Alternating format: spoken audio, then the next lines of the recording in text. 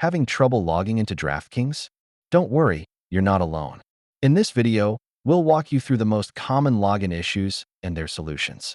Before we dive into solutions, let's explore some of the common causes of login problems. First, if you've forgotten your password, let's go over how to reset it step by step. Next, clearing your browser's cache and cookies can significantly improve access. Here's how to do that. If you're using the DraftKings app, ensure it's up to date. Let's check for updates on your mobile device. Another crucial factor is your internet connection. Make sure you have a stable connection to avoid login issues. Double-check that you're entering the correct username and password. Simple mistakes can lead to frustrating login failures.